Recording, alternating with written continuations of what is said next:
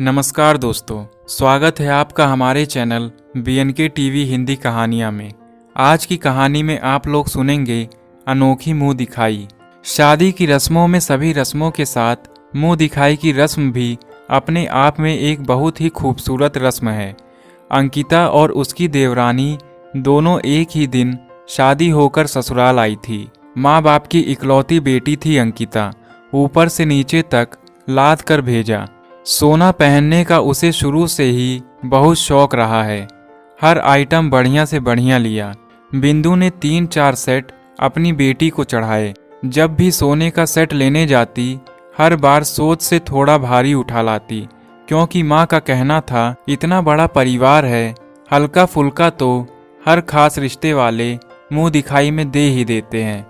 कानों के अंगूठी ये सब इकट्ठे हो ही जाएंगे, तू हल्का मत लेना।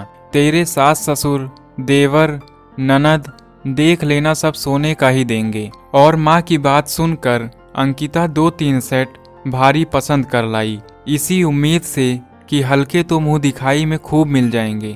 सभी रस्मों को पूरा कर अंकिता विदा होकर ससुराल आ गई। एक ही दिन दोनों भाइयों की शादी हुई। देवरानी और उसने घर में 7 कदम रखा। सभी ने प्यार से उनका स्वागत किया। इतने अनजानों के बीच दोनों एक दूसरे को जाना पहचाना महसूस कर रही थी। घरेलू रस्मों को धीरे धीरे पूरा किया जा रहा था। अब बारी थी मुंह दिखाई की रस्म की, जिसका अंकिता को बेसब्री से इंतजार था। सबसे पहले ससुर जी की बारी आई, क्योंकि वो घर के सबसे बड़े सदस्य थे। उसे उम्मीद थी ससुर जी कुछ बहुत अच्छा देंगे, पर उम्मीद के विपरीत ससुर जी ने एक डंडा लाकर अंकिता के पल्लू में रख दिया और कहा, इसे आम डंडा समझने की भूल ना करें। ये एक खास किस्म का डंडा है। इसे घर के हर शुभ काम में रख कर पूजा की जाएगी।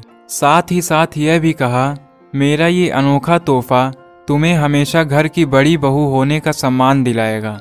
उन्होंने देवरानी को सोने के कानों के दिए। अंकिता की आंखें यह देखकर फटी की फटी रह गई। उसे बहुत बुरा लगा, पर संकोचवश सहर्ष तोहफे को आशीर्वाद सहित स्वीकार कर लिया। वही हाल सास का भी था। सास ने भी एक अद्भुत तोहफा दिया। कुछ साड़ी के पल्लू और रुमाल सा दिख रहा था। साथ ही यह भी कहा, इसे हमेशा अपने पास रखना, और जब कभी तुम पूरी तरह भर चुकी हो और कोई रास्ता ना दिखाई दे तो पहले इसे खोलना। देवरानी के लिए सासू माँ बहुत सुंदर अंगूठी लाई थी और बोली, बहू नाप में छोटी बड़ी हो तो सही करवा देंगे।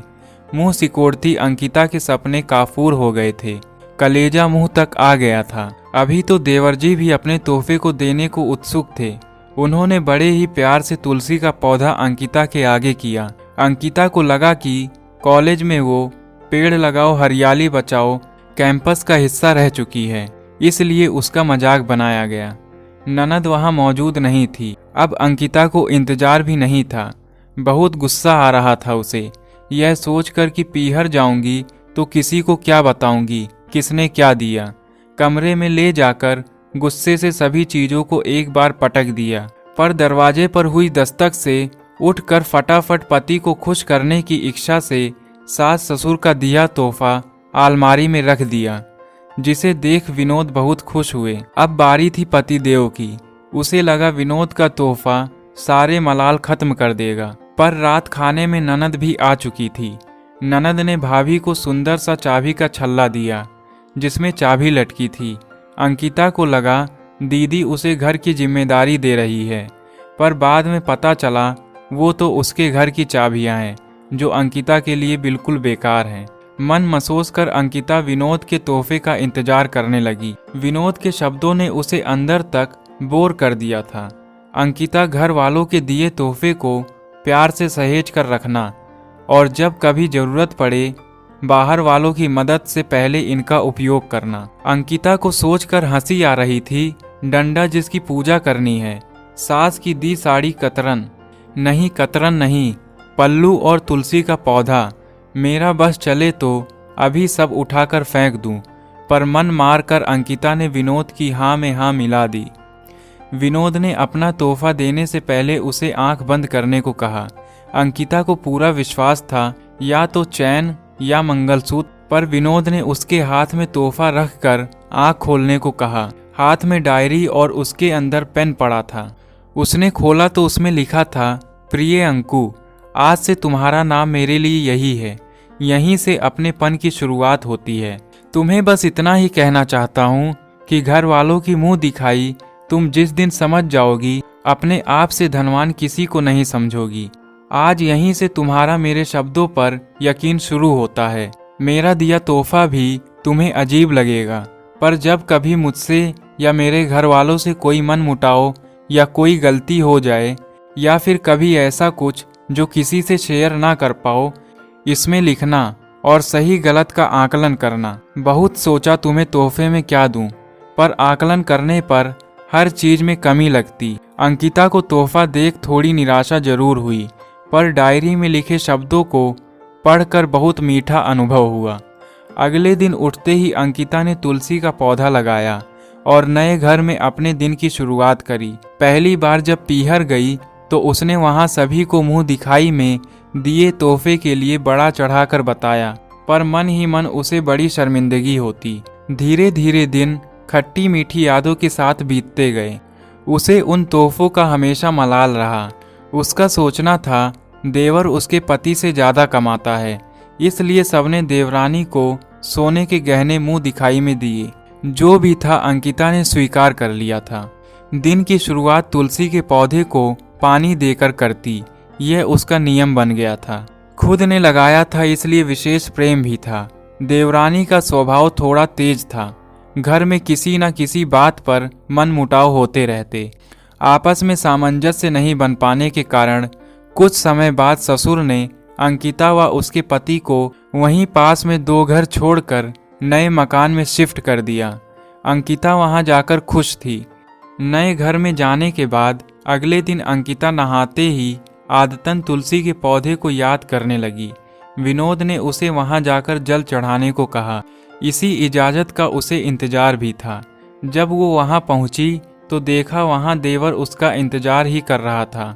उसने जाते ही कहा, भाभी मुझे विश्वास था आप तुलसी में जल चढ़ाने जरूर आओगी। मैंने ये पौधा इसीलिए आपको दिया था।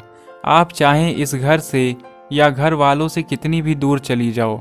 जिस तरह तुलसी के बिना एक घर सूना होता है, यही स्थान आपका इस घर में है।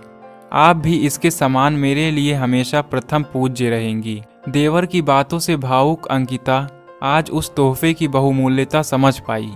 समझ रही थी कि देवर ने सिर्फ पौधा नहीं दिया था, भाभी का उस घर में पद और अपने मन में उसके प्रति बसी भावना को अभिव्यक्त किया था। आज उसे अपनी सोच पर शर्म आ रही थी। घर जाकर किसको बताती? यह सब तो एकाएक पति की दी डायरी से याद आ गई, जो उसके मन को पढ़ने वाली सच्ची साथी बनी, और पेन ने उसके जज्बातों को बयां करने में उसका सहयोग दिया। अपने मन का सब कुछ उसने डायरी में लिख दिया। घर में दिवाली की पूजा होनी थी। सास ने एक साथ घर आकर पूजा करने को कहा, पर अंकिता चाहती थी कि वो जहाँ रहती है वहाँ सूना नहीं छोड़ेगी, पूजा करके जाएगी। उनका क्या, ससुर जी ने तो एकदम से घर से निकाल दिया, अब यही मेरा घर है। पूजा करके जब वो जाने लगी तो अचानक उसे ससुर जी का दिया डंडा याद आ गया, जिसे पूजा में रखना था। वहाँ पहुंची तो देखा देवरानी कुड़ रही थी। वो अपने घर पूजा करके आएंगे और हम यहाँ उनके इंतजार में बैठे हैं। ससुर जी बार बार यही कह रहे थे, वो डंडा लेकर आएगी तभी तो यहाँ पूजा शुरू होगी, आती ही होगी अभी। उन लोगों की बातों को सुनकर अंकिता को बहुत बुरा लगा। उसने सोचा आज ये डंडा पुराण ही खत्म कर दूंगी, डंडा देवरानी को ही दे जाऊंगी, एक एहसान भी खत्म। सबने मिलकर पूजा की। उसके बाद अंकिता ससुर जी के पास डंडा देवरानी को देने का कहने गई तो ससुर जी बोले, बहू मैं भी तुम्हें कुछ कहना चाहता हूँ, इजाजत दो तो पहले मैं अपने मन की बात कह दूं। अंकिता ने हाँ में सिर हिला दिया। उन्होंने कहा, तुम्हें मेरी बात सुनकर बुरा लग रहा होगा और शायद मेरे मुंह से यह सुनकर कि डंडा आएगा तब पूजा शुरू होगी, पर शायद तुम अभी भी नहीं समझ पाई। यह सच कि कोई खास बात नहीं है इस डंडे में, ये एक साधारण सा डंडा है, पर तुम्हें देकर हर पूजा में रखने को मैंने इसलिए कहा था ताकि तुम कितनी भी दूर चली जाओ, पर यह डंडा इस घर में तुम्हारा वजूद बरकरार रखेगा। जब तुम इसे लेकर आओगी तभी इस घर में कोई काम शुरू होंगे। खास डंडा नहीं, खास तुम्हारी मौजूदगी है। तुम मेरे घर की पहली लक्ष्मी हो। तुम्हारा हर खुशी या गम में यहाँ मौजूद होना जरूरी है। किसी कारणवश जब मैं ना रहूं तब भी तुम्हें इस घर में अपने सम्मान के लिए लड़ना नहीं होगा। जब तुम आओगी डंडे के साथ तभी किसी काम की शुरुआत होगी। ससुर जी की बातों से अंकिता शर्म से लाल हो गई। आज उसे साक्षात उसके पिता उसके अधिकार के लिए लड़ते दिखाई दे रहे थे। उनका आशीर्वाद और डंडा साथ लेकर वो घर आ गई। आज उसे वो डंडा सबसे अजीब था। सम्मान, प्यार, अधिकार और फर्ज क्या कुछ नहीं था उस छोटे से डंडे में। उसने घर आकर अपने मन की सारी बात डायरी में लिखी। वो डायरी जो आज उसे अपनी जान से भी ज़्यादा अजीज थी, उसके सुख दुख की पक्की सहेली। समय बीतता गया।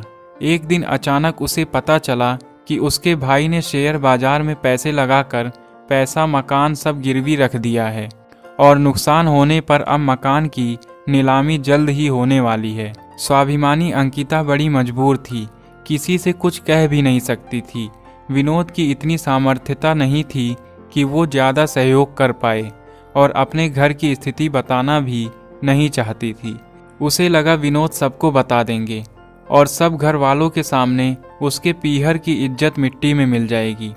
उसने घर से निकलना बंद कर दिया। तुलसी में जल चढ़ाने भी नहीं गई। दिन में अकेली बैठी निराश होकर भरे गले से डायरी लिखने बैठी। तभी सास की कही बात याद आई, जब जरूरत पड़े और कोई रास्ता ना दिखाई दे तब मेरे दिए हुए तोहफे को खोलना। वो भागकर उस तोहफे को खोलने गई जिसमें साड़ी के पल्लू में कुछ कागज और एक चिट्ठी रखी थी। उसे ये सब देखकर बहुत गुस्सा आया, पर चिट्ठी निकाल पढ़नी चाहिए जिसमें लिखा था, जिसे तुम साड़ी का एक पल्लू समझ रही हो वो सिर्फ पल्लू नहीं, वो है माँ का आंचल जिसमें पल कर तुम यहाँ तक आई। आज शादी के इतने दिनों बाद तुमने मेरे तोहफे को स्वीकार किया है। नई माँ के नए आंचल में तुम्हारा स्वागत है। जब कभी तकलीफ में हो तो खुद को कभी अकेला मत समझना। चली आना नई माँ के आंचल की छाँव में। कागजात देखे तो उसमें एक जमीन का टुकड़ा उन्होंने अंकिता के नाम किया था, पर आज उसके जहन में उससे कीमती माँ का आंचल था। अंकिता बिना कुछ सोचे भागकर अपनी सास के पास चली गई और उन्हें अपनी सारी तकलीफ बताकर फूट फूट कर रोई। सभी ने घर में उसे सांत्वना दी और हर संभव सहयोग करने का वादा किया। माँ ने कहा सब घर वाले मिलकर सहयोग करेंगे और कुछ कम पड़ा तो रानो है ना। रानो अंकिता की एकमात्र ननद जो कि काफ़ी संपन्न थी। दोनों पति पत्नी अच्छे पद पर कार्य करते थे। अंकिता उनके व्यस्त जीवन के कारण उनसे कम ही हिल मिल पाई थी। रानो का नाम सुन अंकिता ने कहा, नहीं माँ, मैं उनसे सहयोग कैसे ले सकती हूँ, उनसे तो मैंने कभी बैठकर ढंग से बात भी नहीं की। सास ने अंकिता को समझाया, बेटा तुमने तोहफों को सिर्फ तोहफा मानकर कबूल किया, कभी उनसे जुड़ी भावनाओं को नहीं समझा। रानो ने तुम्हें अपनी सबसे अजीज चीज़ दी, अपने घर की चाबी, मतलब समझती हो। वो यह कहना चाहती थी मेरे व्यस्त दिनचर्या के कारण अपने बीच कभी कोई दूरी ना आए। मेरा घर हमेशा आपके लिए खुला है। ये सिर्फ घर की चाबियां नहीं, उसके दिल के दरवाजे की चाबियां हैं जिसे तुम्हें प्यार और अधिकार से खोलने की ज़रूरत है। हम चाहते तो तुम्हें सोना, चांदी, मोती, कोई भी कीमती चीज़ दे सकते थे, पर सबने अपनी अजीज चीज़ें तुम्हें दी।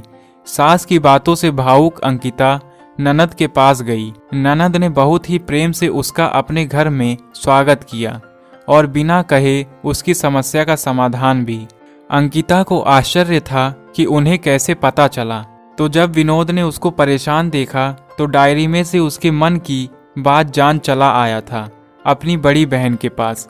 अंकिता आज सही मायनों में अपने मुंह दिखाई के तोहफे की सही कीमत समझ पाई थी और विनोद की बात पर भी आज उसे यकीन हो गया था कि वास्तव में जिसके पास ऐसा परिवार है वही सही मायनों में धनवान है। आज उसके तोहफे उसके लिए सबसे बहुमूल्य थे और वो अपने आप को सबसे धनवान महसूस कर रही थी। तो दोस्तों, आपको ये कहानी कैसी लगी? अगर अच्छी लगी तो चैनल को सब्सक्राइब करें और बेल आइकन को प्रेस करें, जिससे हर आने वाली नई कहानी आप तक सबसे पहले पहुंचे। धन्यवाद।